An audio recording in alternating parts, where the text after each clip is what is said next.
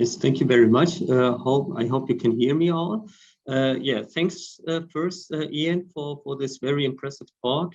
And yes, we would like to take up a little bit some of the issues that you raised, and wanted to investigate with our study what exactly happens with whistleblowers after they blow the whistle in their company, and how do the job market chances look like. And this is joint work with Petra Nieken from the Karlsruhe Institute of Technology. And we are investigating this research question with an experiment. So it's not some kind of like real world or observational data, but we created like some kind of organizational setting and played it with or used students to really see whether this kind of discrimination against whistleblowers emerges and how strong these preferences really look like. So this is a bit of motivation. I think it became like very clear in Ian's talk how important whistleblowing is for fraud detection, because organizational fraud is not only relevant for governmental programs, military projects, but can be really, really much generalized to all sectors in the organizational landscape.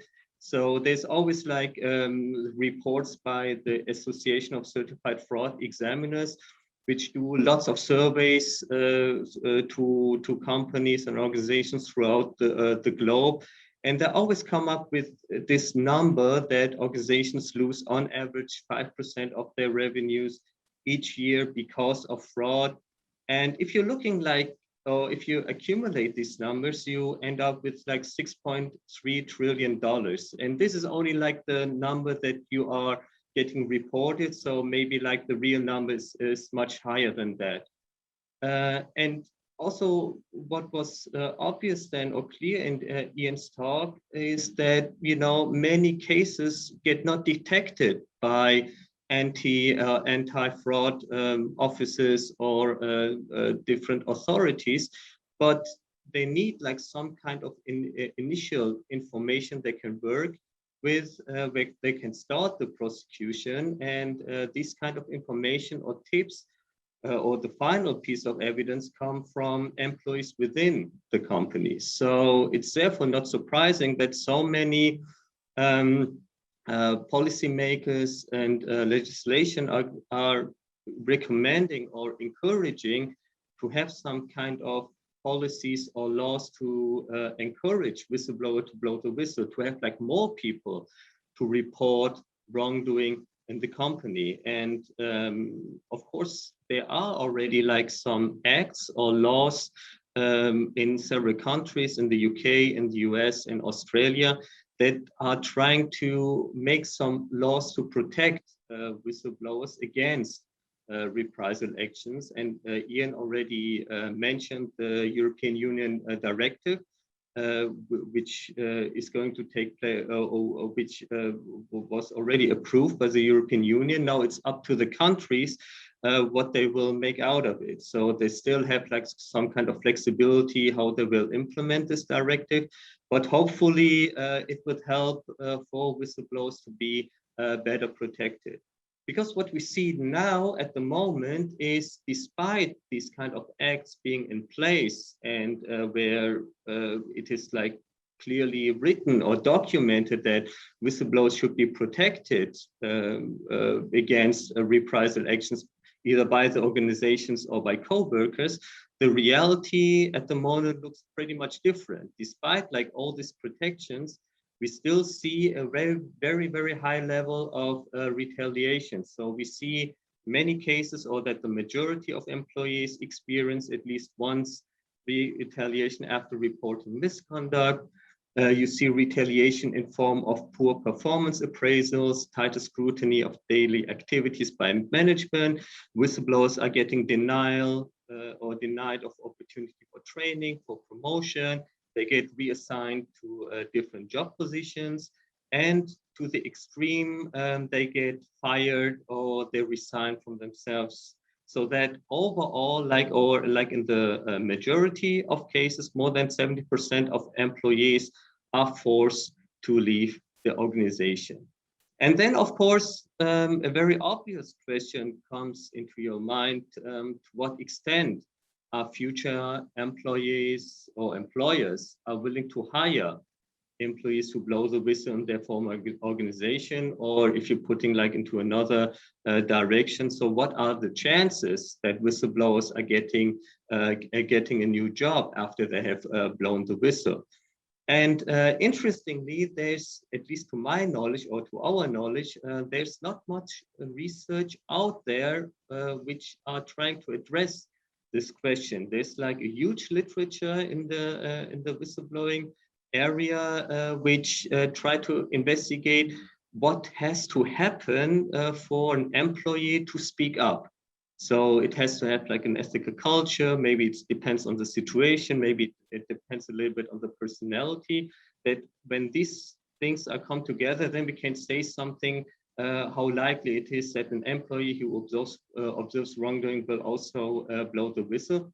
But we don't have any research what is happening after the employee blew the whistle. So what will happen after that?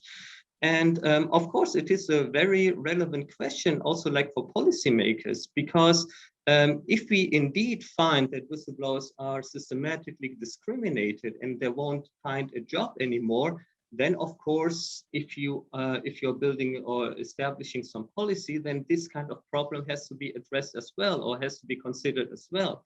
So this kind of information or insights, whether whistleblowers are either discriminated, or it could be also like the other way around. Maybe they are appreciated for their honesty, for their integrity, and therefore they will be like attractive for some type of organization or some type of employers. These are all questions which are not answered yet, and therefore we wanted to make a start and shed some light on some of these issues, because as I said, there's no systematic research on there yet, and only some anecdotal evidence available which we know of, because they are like public figures and nothing else. And of course, it is a very challenging task to answer that question. First of all, I can say there's also, like, to the best of my knowledge, there's no observational data available for this kind of interaction or research question. So we thought that an economic laboratory experiment where we try to somehow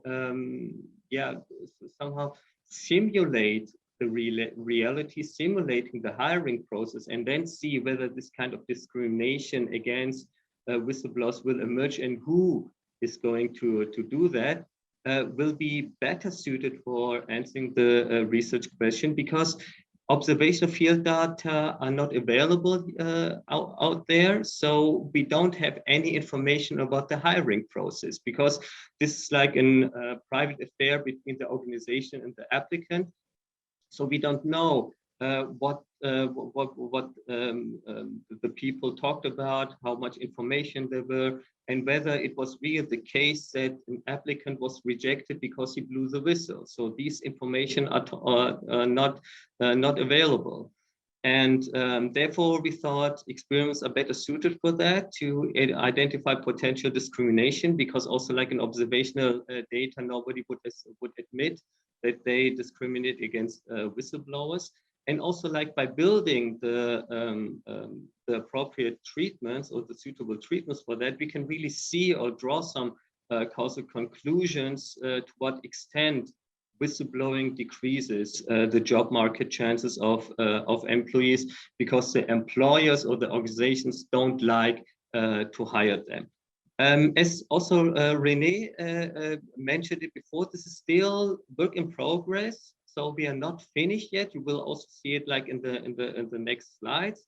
So therefore, here the objective is really just to demonstrate a little bit that discrimination against whistleblowers exists, and that we see that this employer type who expresses these preferences are really or continue to discriminate, although or even though they could be financially way better off if they would hire a whistleblower. You will see in a minute why this is the case. So, as I said before, we were thinking of doing an experiment for answering this question. We thought really like, all right, how should an experimental design look like to capture like the most important thing of this hiring process? So again, if you do experiments, of course, you cannot implement everything in reality. So we have to, focus on what is like really like the most important features.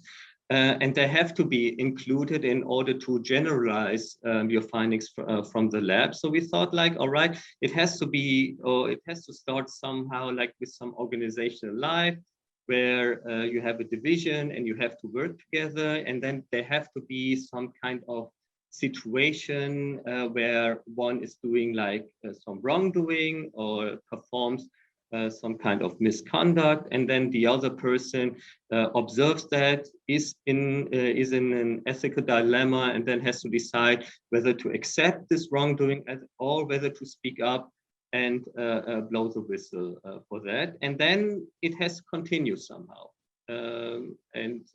Where some kind of new organization evolves, and whether then preferences for the whistleblower or for the non-whistleblower will take place, and to what extent. So basically, this is like the story of our experiment as well, that we have two parts consisting of each 4 rounds, where we have like some kind of simulating this organizational life. We have 2 roles in these divisions, the role of the manager and the role of the employee, where in the second part, the manager expresses preferences, which employee type he or she wants to have in their new division. And based on what will happen in the new organization, this will somehow, of course, will be subject or will be somehow be relevant. What employer will hire which employee, whether a whistleblower will be preferred or not. But you will see, or we get to talk to the treatments and to the different organization settings on the next slides. So let me give you like a brief sketch of our experimental design, and let's have a look at first at the of part 1 of the experiment. So as I said, we have like 4 rounds. And in the rounds 1 to 3, we have like some kind of task which our people have to solve, which we want to simulate some organizational life. And then in round 4, in the last round of part 1, we implement the wrongdoing or the whistleblowing situation. So basically rounds 1 to 3 look very simple. We have always 2 students paired up as a division. They are working together. One student is receiving the role of the manager, the other one the role of the employee, and these 2 people work together. And they're working together on a real task, on a real effort task. And the task consists of counting numbers. So we thought like it has to be some kind of team task where every division member is doing something. And here it is like counting the digit 7 out of these blocks of numbers. And I can tell you it's like a very annoying task, so you don't like it that much, but it creates like some kind of performance. And you only receive some money as a team if both of the members count their blocks more or less correctly. And if one of them or both of them are failing, then the whole team receives nothing. So this is like how we wanted to simulate a little bit this organization behavior, that you have to cooperate, that you have to work together. And this is like the share that you're getting, like 10 tokens for the team, 6 for the manager, and 4 tokens for the employee.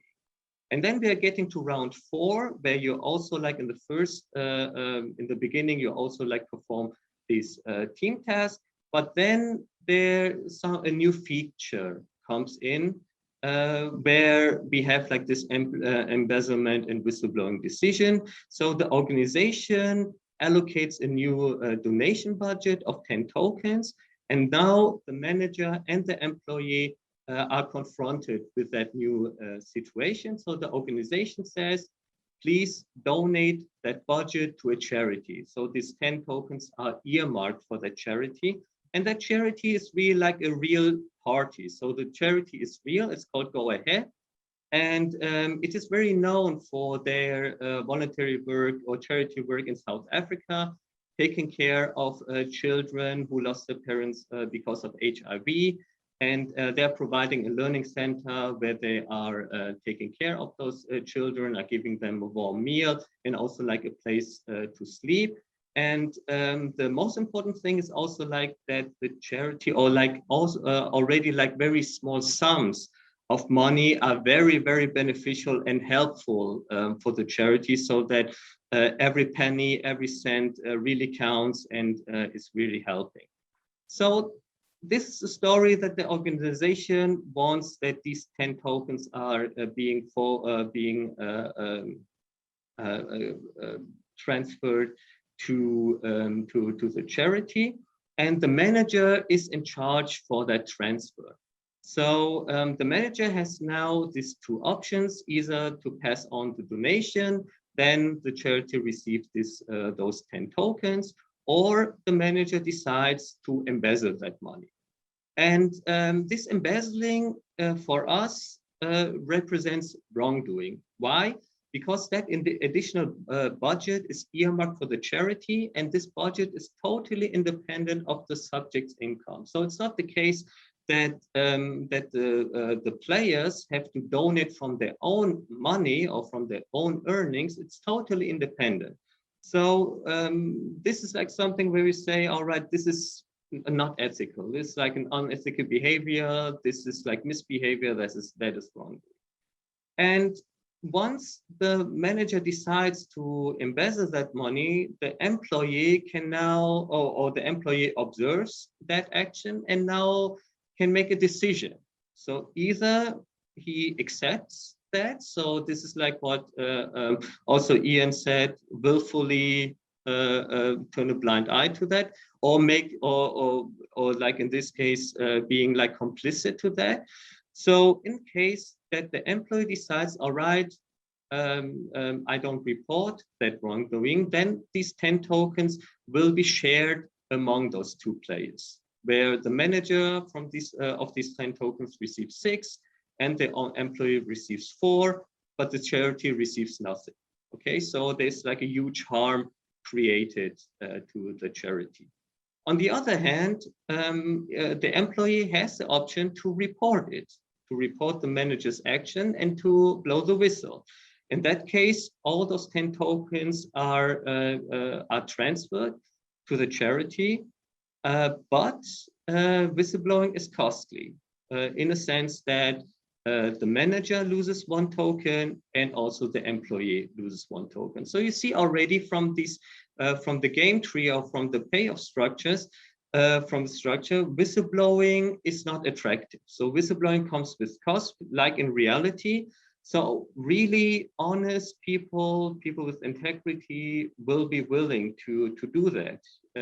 Just that harm is avoided towards the charity. So making sure that the charity receives what is planned for them, so that they receive the 10 tokens. So this is like how we implement this kind of embezzlement and whistleblowing action or situation in the lab, which also like closes part 1 of the experiment. So after part 1, what happens? So we have two manager types, the honest manager and the embezzling manager, based on the actions they did. So the manager could pass on the donation, then he is an honest manager, or he decided to embezzle that manager, so he will get the label embezzling manager. And on the other hand, we have two employee types based on this decision. Either you blew the whistle as an employee, or you did not blow the whistle, so then you are a non-whistleblower.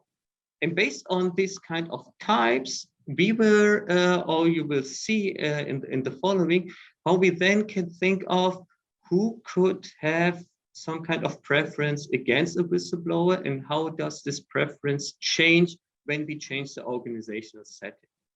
And when we going like from part 1 to part 2 in the experiment, a rematch of the division takes place. So after part 1, all divisions get dissolved, and each manager is asked with what employee type you want to form a new division. Okay, so there's like so this is like how we are going to simulate this hiring, where manager are asked which type of employee they want. And we are doing this, or we implemented it like this, that they are receiving 100 tokens, and they're asked to divide this budget on both employee types. So for example, 60 on the whistleblower, 40 on the non-whistleblower. And the highest amount of tokens you put on the employee type, this is the employee type you preferred the most, and this is the employee type that you will receive. So this is like how we measured a little bit the strengths of preference for one of these employee types. And then we have an algorithm there that matches or allocates each employee to the manager to have like all the divisions formed. And after the rematch, the manager knows the employee type of his division. So the manager knows whether he got his first preference or his second preference, whether he received, for example, the whistleblower or the non-whistleblower. And the employee, on the other hand, does not know the manager type. So he does not know whether he plays with a manager who in part 1 either was honest or embezzled the money. And of course, this kind of hiring process depends a little bit of the second part. What will happen in the second part, and what will be the whistleblowing or the embezzlement action in part 2 of the experiment. And this is like where our treatments come in, or where we change the organizational settings, which we think influences the hiring process of the special manager types. So we have 3 treatments. I can show them, I think, like at once. We have the first treatment, which is called manager action, employee reaction, which is like basically a control, a baseline, where we only like repeat part 1 of the experiment. So in part 2, everything stays the same. They are playing for 3 rounds this team task, and then the 4th round comes. And again, the manager is asked to make a decision about the donation budget. He can pass on or embezzle. And then the employee, as before, can make a decision whether to blow the whistle or not. The payoffs are exactly the same as part 2. We did this just of consistency reasons, whether people are behaving consistently. In a sense, if you do a decision in the first part, and everything stays the same, whether you're also willing to repeat that action. However, or like in the second treatment that we have, you see the game tree is like very much similar, at least like the upper part of it. There you have again the management action, but you don't have an employee reaction anymore. So the manager again makes a decision whether to pass on the donation or embezzle the money. But the employee cannot react anymore. Okay, so the employee is totally passive, and he has to accept anything that the manager decides. And now it is very interesting to compare now the hiring decision between the treatments T1 and T2. because the treatment T1 is meant to identify an employer type who might have preferences against the whistleblower. So if you look at the game tree and you are an embezzling manager, you want to choose or you want to hire a non-whistleblower. Why? Because you're thinking a non-whistleblower, so somebody who did not report in part 1 will also not report in part 2. So if you are going to embezzle, then you are better off if you're recruiting a non-whistleblower. So out of strategic reasons, as an embezzling manager, you would choose a non-whistleblower. So how do things change now in treatment T2? Again, the manager makes the decision and then the game is over. So there is no strategic component anymore. You can take any employee type now. You can take the whistleblower, you can take the non-whistleblower. It doesn't matter. If you want to embezzle, it will be implemented no matter what. So if there's no discrimination out there of the embezzling manager, then we should see a difference in the share of preferred whistleblowers, in the sense that more whistleblowers will be preferred by that embezzling type in treatment 2 more than in treatment T1. We'll see whether this turns out to be the truth or not. And then, so this is like what I mentioned a little bit with the research strategy, like first to identify in the first treatment whether there is a manager type who might discriminate against the whistleblower, and then to tease out a little bit between the two treatments, whether this is just like out of strategic reasons or whether there's really like some kind of taste-based discrimination. So this is like why we have T2. And now we have T3, where the roles are reversed, or the decision structure is reversed. We have one action which is performed only by the employee, and there's no management reaction to it. So in the third treatment, only the employee decides whether to pass on the donation or not. But the most interesting part is when the employee decides to embezzle that money, then the manager loses some income. So he loses 4 tokens. The employee by the embezzlement action receives 8 tokens, and the charity at least receives some 6 tokens. So this treatment was, we came up with this treatment to really see if the embezzling manager is discriminating against the whistleblower. How strong is this discrimination? How strong is the preference? Would the embezzling manager go so far to still decide against a whistleblower, even though he will run a higher risk of losing money?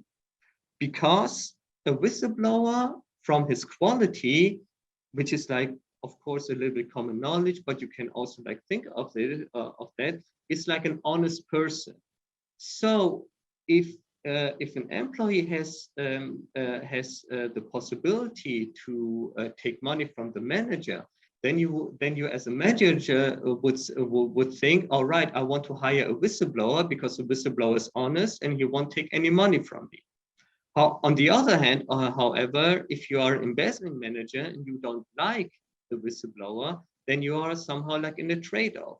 Are you willing to stay with your discriminating preference and have a higher risk of losing money, or are you going to vote for choose the whistleblower? So this is like what we are going to or can investigate with the comparison between treatment 2 and treatment 3.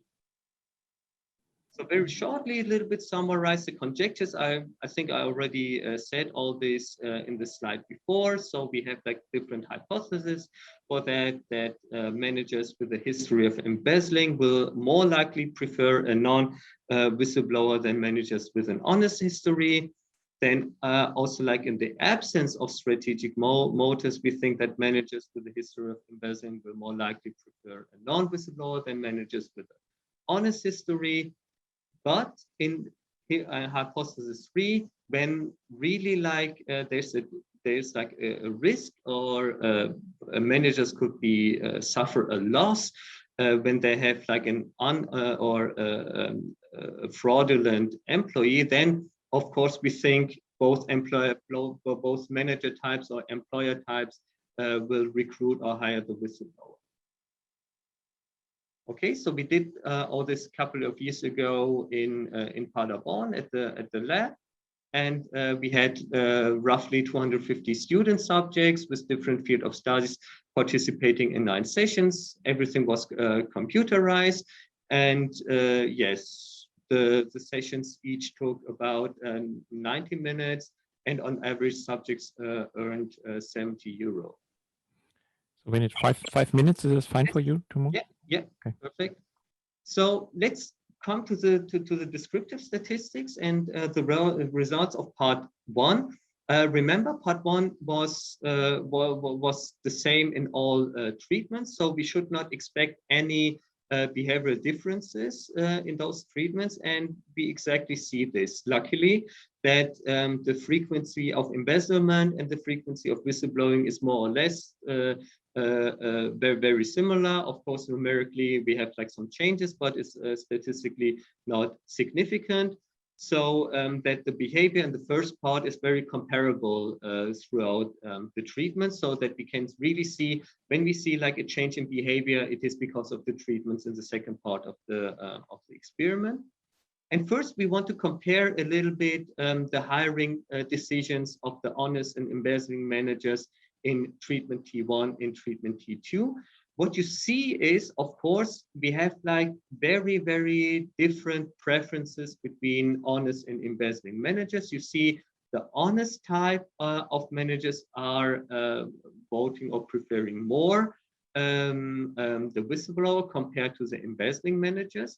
But what is like very, very interesting is that the embezzling managers are really preferring the whistleblower to a very, very low,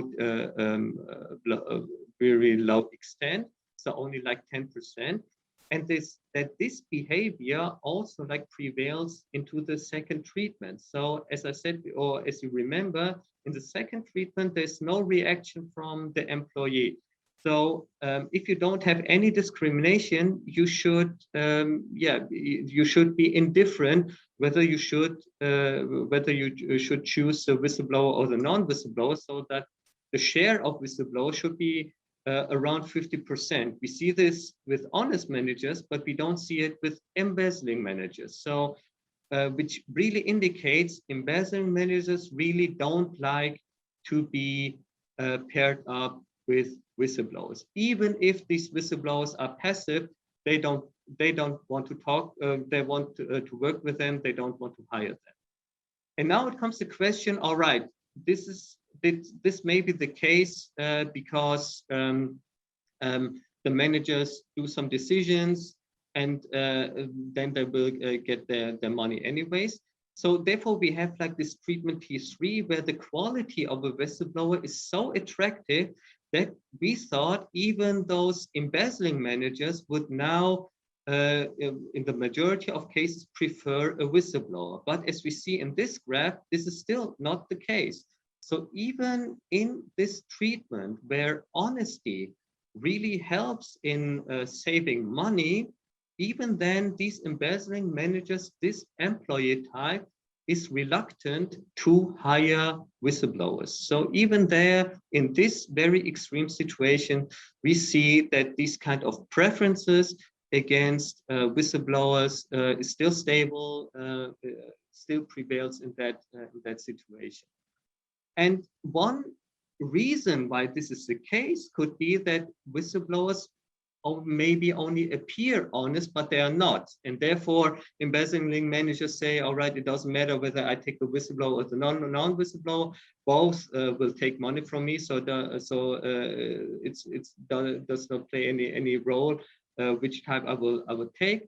But when we look at this graph, we see that whistleblowers actually are really more honest than non-whistleblowers, because in this treatment, only 1/3 of these people really decided to embezzle that money and cause some financial loss to the manager, whereas the non-whistleblowers, you see almost everybody embezzled that money for their private gain. So it is indeed the case that whistleblowers are more honest, but again, the embezzling managers still stayed with their decision to hire non-whistleblowers.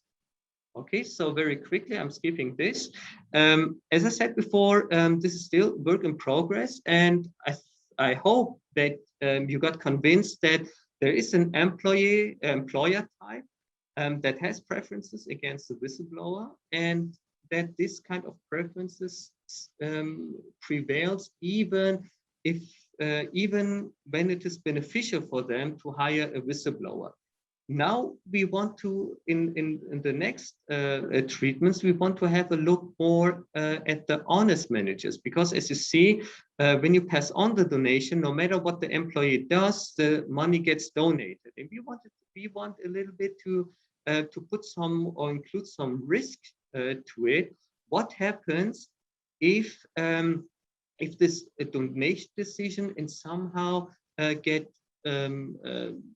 will not necessarily be donated, which is not the fault of the honest managers. So when we create like a situation where the whistleblower can no longer distinguish whether wrongdoing happened because it was deliberately done, or whether it was just a mistake that is outside of the responsibility of the manager, when this situation takes place and the manager or the honest manager knows about it, whether he will stay with his preference or his choice to hire a whistleblower, or whether he will also change his choice and then will be better off by choosing a non-whistleblower. So this is like what is still missing in this research to make it like sound and complete. Okay, thank you very much for your attention. I think I was a little bit over time, but yes, still happy to take your questions.